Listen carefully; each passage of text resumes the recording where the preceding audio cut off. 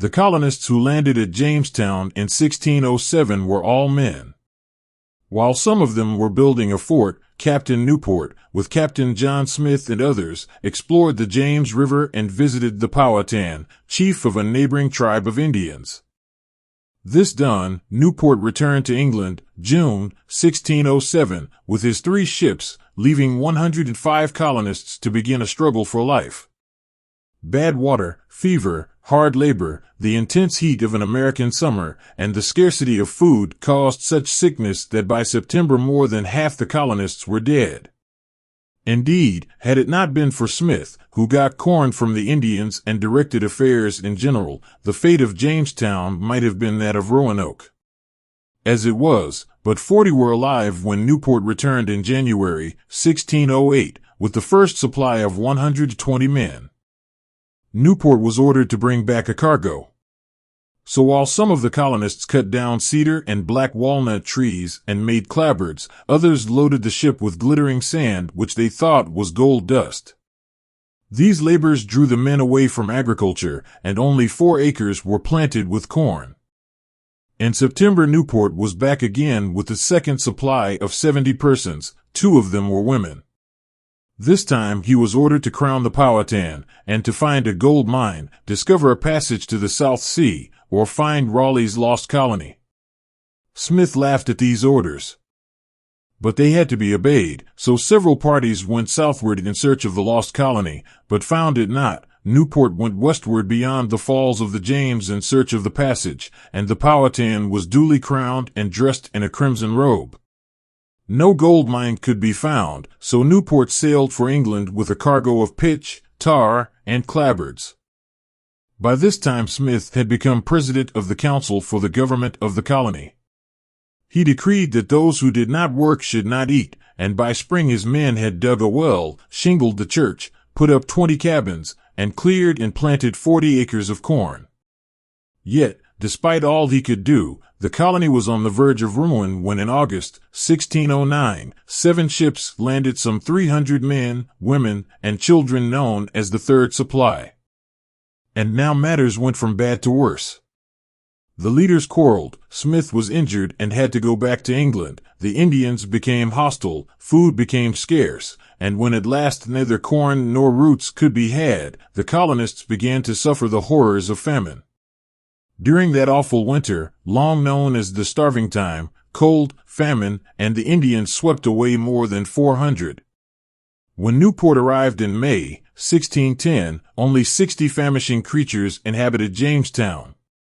To continue the colony seemed hopeless, and going on board the ships, June 1610, the colonists set sail for England and had gone well down the James when they met Lord Delaware with 3 well-provisioned ships coming up. Lord Delaware had come out as governor under a new charter granted to the London Company in 1609. This is of interest because it gave to the colony an immense domain of which we shall hear more after Virginia became a state. This domain extended from Point Comfort, 200 miles up and 200 miles down the coast, and then up into the land throughout from sea to sea, west and northwest. After the meeting between the departing settlers and the newcomers under Delaware, the whole band returned to Jamestown and began once more the struggle for existence. Delaware, who soon went back to England, left Sir Thomas Dale in command, and under him the colony began to prosper. Hitherto the colonists had lived as communists. The company owned all the land, and whatever food was raised was put into the public granary to be divided among the settlers, share and share alike. Dale changed this system, and the old planters were given land to cultivate for themselves. The effect was magical. Men who were lazy when toiling as servants of the company become industrious when laboring for themselves, and prosperity began in earnest. More settlers soon arrived with a number of cows, goats, and oxen, and the little colony began to expand. When Dale's term as acting governor ended in 1616, Virginia contained 6 little settlements besides Jamestown. The next governor, Yardley, introduced the cultivation of tobacco, which was now much used in Europe and commanded a high price. Yardley was succeeded, 1617, by Argall, who for 2 years ruled Virginia with a rod of iron. So harsh was his rule that the company was forced to recall him and send back Yardley. Yardley came with instructions to summon a General Assembly, and in July, 1619, the first legislative body in America met in the little church at Jamestown. 11 boroughs were represented. Each sent 2 burgesses, as they were called, and these 22 men made the first House of Burgesses and had power to enact laws for the colony. Another event which makes 1619 a memorable year in our history was the arrival at Jamestown of a Dutch ship with a cargo of African for sale. 20 were bought, and the institution of African slavery was planted in Virginia. This seemed quite proper, for there were then in the colony many white slaves, or bond servants, men bound to service for a term of years. The difference between one of these and an African slave was that the white man served for a short time, and the Negro during his life. Yet another event which makes 1619 a notable year in Virginian history was the arrival of a ship with 90 young women sent out by the company to become wives of the settlers.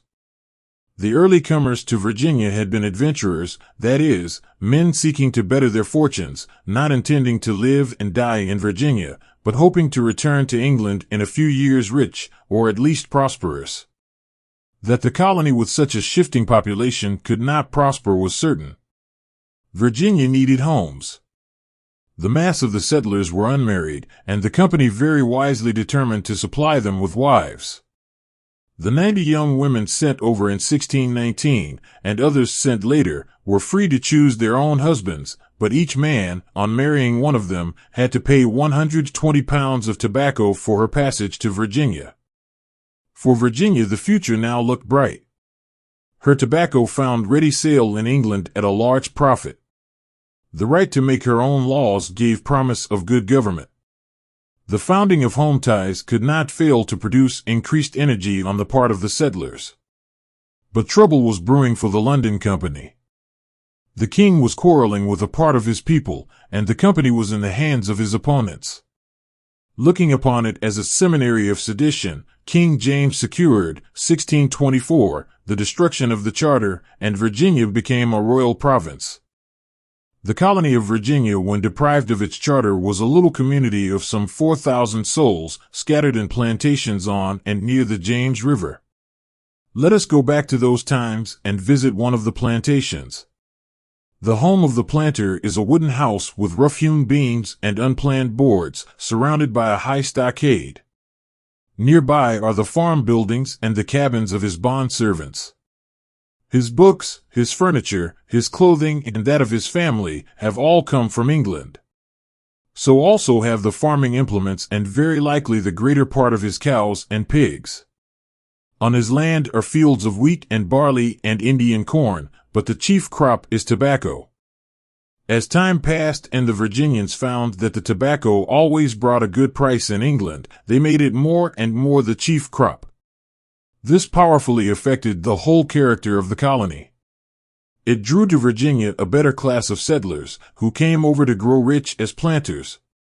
It led the people to live almost exclusively on plantations and prevented the growth of large towns. Tobacco became the currency of the colony, and salaries, wages, and debts were paid, and taxes levied, and wealth and income estimated, in pounds of tobacco. As there were few towns, so there were few roads.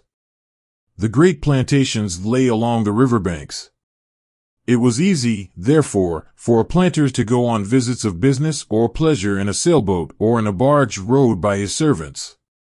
The fine rivers and the location of the plantations along their banks enabled each planter to have his own wharf, to which came ships from England laden with tables, chairs, cutlery, tools, rich silks, and cloth, everything the planter needed for his house, his family, his servants, and his plantation, all to be paid for with casks of tobacco. Despite the change from ruled by the company to ruled by the king, Virginia grew and prospered. When Sir William Berkeley came over as governor, in 1642, her English population was nearly 15,000 and her slaves 300, and many of her planters were men of much wealth.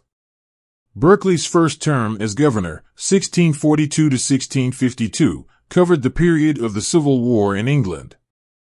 When King James died, in 1625, he was succeeded by Charles I, under whom the old quarrel between the king and the people, which had caused the downfall of the London Company, was pushed into civil war. In 1642 Charles I took the field, raised the royal standard, and called all loyal subjects to its defense. The Parliament of England likewise raised an army, and after varying fortunes the king was defeated, captured, tried for high treason, found guilty, and beheaded, 1649. England then became a republic, called the Commonwealth. While the Civil War was raging in England, Virginia, largely because of the influence of Governor Berkeley, remained loyal to the king. As the war went on and the defeats of the royal army were followed by the capture of the king, numbers of his friends, the Cavaliers, fled to Virginia. After Charles I was beheaded, more than 300 of the nobility, gentry, and clergy of England came over in 1 year. No wonder, then, that the General Assembly recognized the dead king's son as King Charles II and made it treason to doubt his right to the throne. Because of this support of the royal cause, Parliament punished Virginia by cutting off her trade, and ordered that steps be taken to reduce her to submission. A fleet was accordingly dispatched, reached Virginia early in 1652, and forced Berkeley to hand over the government to 3 parliamentary commissioners. One of them was then elected governor, and Virginia had almost complete self-government till 1660, when England again became a kingdom, under Charles II. When Virginia became crown property, 1624, the king could do with it what he pleased. King Charles I accordingly cut off a piece and gave it to George Calvert, Lord Baltimore. This Lord Baltimore was a Catholic who had tried in vain to found a settlement in Newfoundland. He died before the patent, or deed, was drawn for the land cut off from Virginia, so, 1632, it was issued to his son Cecilius, the second Lord Baltimore. The province lay north of the Potomac River and was called Maryland. By the terms of the grant, Lord Baltimore was to pay the king each year 2 arrowheads in token of homage, and as rent was to give the king 1/5 of all the gold and silver mined. This done, he was proprietor of Maryland. He might coin money, grant titles, make war and peace, establish courts, appoint judges, and pardon criminals. But he was not allowed to tax the people without their consent. He had to summon a legislature to assist him in making laws, but the laws, when made, did not need to be sent to the king for approval. The first settlement was made by a company of about 20 gentlemen and 300 artisans and laborers. They were led and accompanied by 2 of Lord Baltimore's brothers, and by 2 Catholic priests. They came over in 1634 in 2 ships, the Ark and the Dove, and not far from the mouth of the Potomac founded St. Mary's. In February 1635, they held their first assembly. To it came all freemen, both landholders and artisans, and by them a body of laws was framed and sent to the proprietor, Lord Baltimore, for approval. This was refused, and in its place the proprietor sent over a code of laws, which the assembly in its turn rejected. The assembly then went on and framed another set of laws. Baltimore, with rare good sense, now yielded the point, and gave his brother authority to assent to the laws made by the people, but reserved the right to veto. Thus was free self-government established in Maryland. Before Lord Baltimore obtained his grant, William Claiborne, of Virginia, had established an Indian trading post on Kent Island in Chesapeake Bay. This fell within the limits given to Maryland, but Claiborne refused to acknowledge the authority of Baltimore, whereupon a vessel belonging to the Kent Island station was seized by the Marylanders for trading without a license. Claiborne then sent an armed boat with 30 men to capture any vessel belonging to St. Mary's. This boat was itself captured, instead, but another fight soon occurred, in which Claiborne's forces beat the Marylanders. The struggle thus begun lasted for years. The year 1649 is memorable for the passage of the Maryland Toleration Act, the first of its kind in our history. This provided that no person or persons whatsoever within this province, professing to believe in Jesus Christ, shall from henceforth be any ways troubled, molested, or discountenanced for, or in respect to, his or her religion. The 9 years that followed formed a stormy period for Maryland. One of the parliamentary commissioners to reduce Virginia to obedience, 1652, was our old friend Claiborne. He and the new governor of Virginia forced Baltimore's governor to resign and set up a Protestant government which repealed the Toleration Act and disfranchised Roman Catholics. Baltimore bade his deposed governor resume office. A battle followed, the Protestant forces won, and an attempt was made to destroy the rights of Baltimore, but the English government sustained him, the Virginians were forced to submit, and the quarrel of more than 20 years' standing came to an end. Thenceforth Virginia troubled Maryland no more. The population of the colony, meantime, grew rapidly. Pamphlets describing the colony and telling how to emigrate and acquire land were circulated in England. Many of the first comers wrote home and brought out more men, and were thus enabled to take up more land. Immigrants who came with 10 or 20 settlers were given manors or plantations. Such as came alone received farms. Most of the work on plantations was done by indented white servants, both convicts and redemptioners. Black slavery existed in Maryland from the beginning, but slaves were not numerous till after 1700. Food was abundant, for the rivers and bay abounded with geese and ducks, oysters and crabs, and the woods were full of deer, turkeys, and wild pigeons. Wheat was not plentiful, but corn was abundant, and from it were made pone, hominy, and hoe cakes. As everybody could get land and therefore lived on manors, plantations, or farms, there were practically no towns in Maryland. Even St. Mary's, so late as 1678, was not really a town, but a string of some 30 houses straggling for 5 miles along the shore. The bay with its innumerable creeks, inlets, coves, and river mouths afforded fine water communication between the farms and plantations, and there were no roads. As in Virginia, there was no need of shipping ports.